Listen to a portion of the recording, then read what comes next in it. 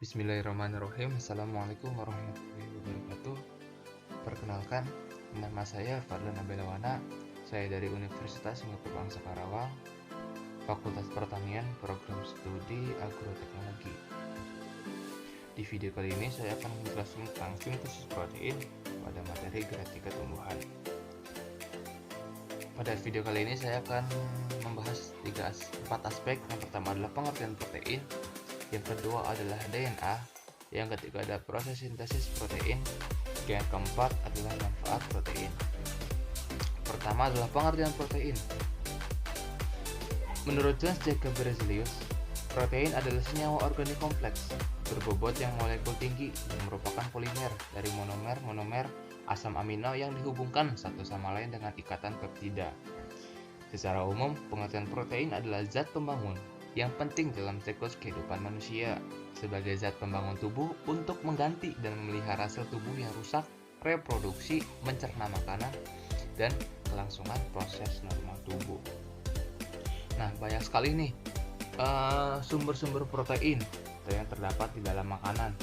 Yang pertama adalah dari kacang-kacangan. Yang kedua adalah dari hasil olahan seperti telur, teri, ikan segar, daging, udang, susu, dan sebagainya.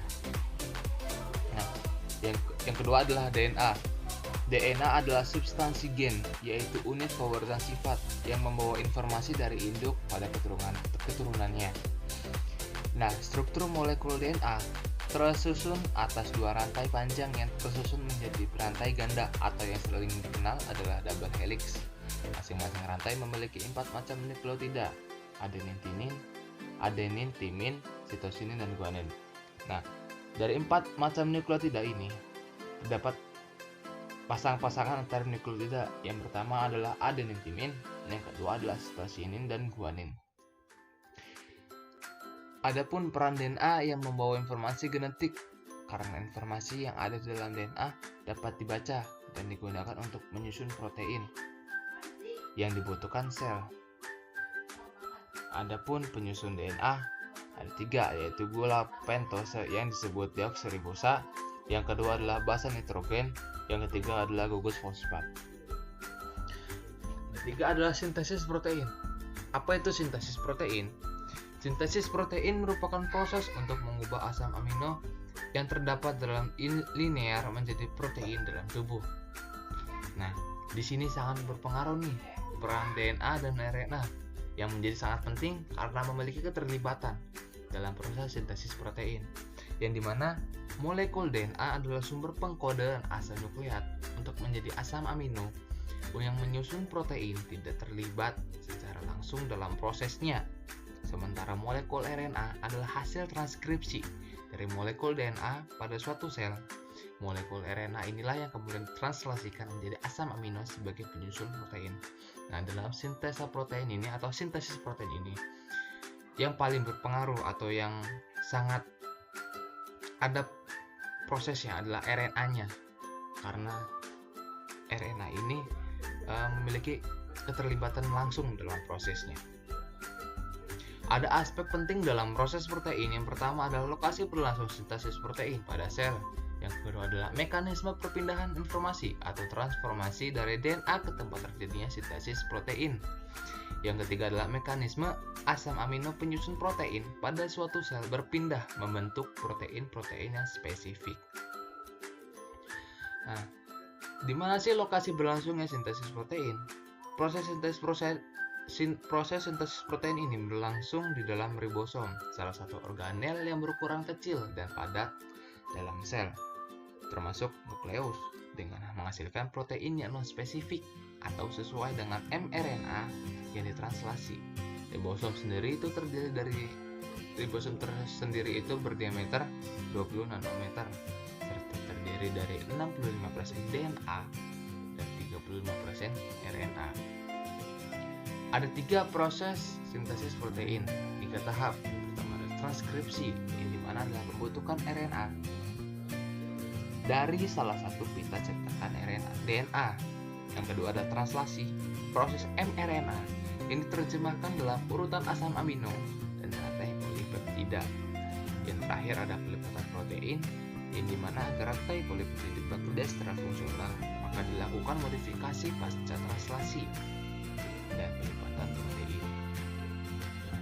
Transkripsi yang pertama. Transkripsi merupakan proses pembentukan RNA dari salah satu pita cetakan DNA. Pada tahap ini akan menghasilkan 3 jenis RNA, yaitu mRNA, tRNA, dan rRNA. Apa sih itu mRNA? Atau kata lainnya adalah RNA duta. Jadi RNA duta ini adalah rantai tunggal panjang yang tersusun atas ratusan nukleotida yang berfungsi sebagai pembawa kode genetik atau kodon dari inti sel ke sitoplasma. Yang kedua adalah tRNA atau RNA pemindah yang berfungsi sebagai penerjemah kodon dari mRNA dan pengangkut asam-asam amino dari sitoplasma ke ribosom. Dan yang terakhir adalah tRNA atau RNA ribosom yang berfungsi sebagai mesin perakit polipeptida pada sintesis protein. Nah, proses sintesis protein ini diawali di dalam sitoplasma dengan pembukaan rantai ganda yang dimiliki oleh DNA dengan bantuan enzim RNA polimerase. Dari transkripsi ini ada 3 tahap, ada 3 proses. Yang pertama adalah inisiasi, yang kedua ada elongasi, yang ketiga adalah terminasi. Inisiasi merupakan RNA polimerase terikat pada untaian DNA yang disebut promoter yang ditemukan di dekat awal dari suatu gen. Setelah terikat, RNA polimerase memisahkan untaian ganda DNA, menyediakan cetakan tunggal yang siap digunakan di transkripsi. Yang kedua adalah elongasi. Satu untaian DNA, untaian cekatan, bertindak sebagai cekatan untuk digunakan oleh enzim RNA polimerase. RNA polimerase ini membentuk molekul RNA, kalau dari nukleotida membentuk rantai yang tumbuh dari 5 ke 3. Yang terakhir adalah terminasi. Adalah urutan ini memberikan sinyal bahwa transkripsi ini telah selesai. Setelah transkripsikan, RNA polimerase melepaskan hasil transkripsi RNA. Proses selanjutnya adalah translasi. Setelah transkripsi ada translasi.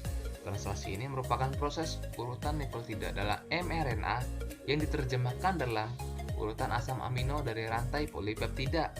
Selama proses ini, sel membaca informasi dari mRNA dan digunakan untuk membuat sebuah protein.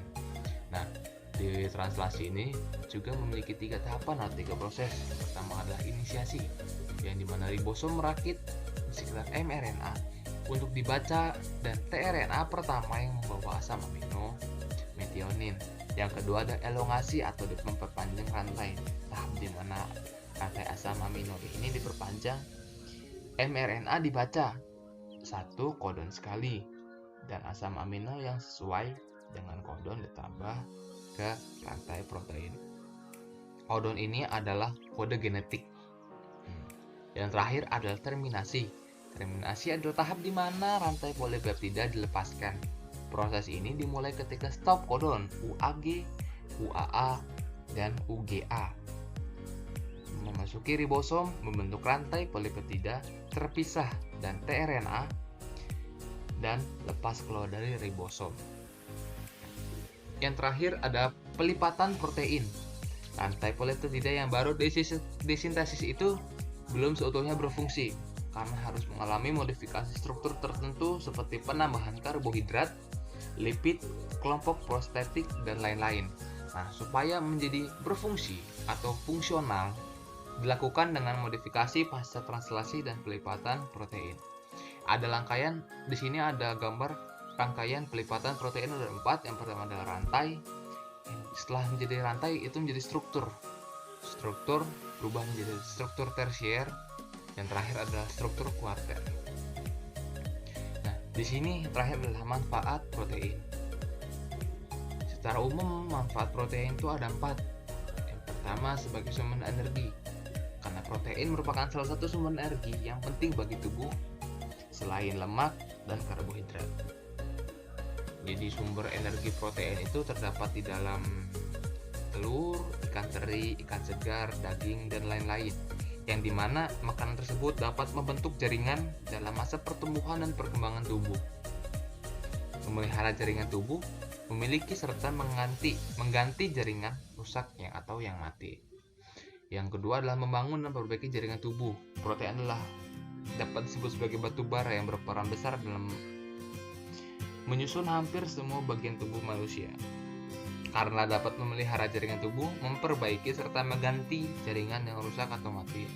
Jika kekurangan protein, maka jaringan tubuh dalam manusia itu akan terganggu. Karena itu protein sangatlah penting bagi tubuh manusia. Yang ketiga adalah membentuk antibodi, yang dimana antibodi ini berperan penting untuk melawan infeksi bakteri atau virus. Yang terakhir adalah membentuk enzim dan hormon. Enzim merupakan jenis protein yang ditemukan di dalam sel yang bertanggung jawab terhadap banyak sekali reaksi kimia.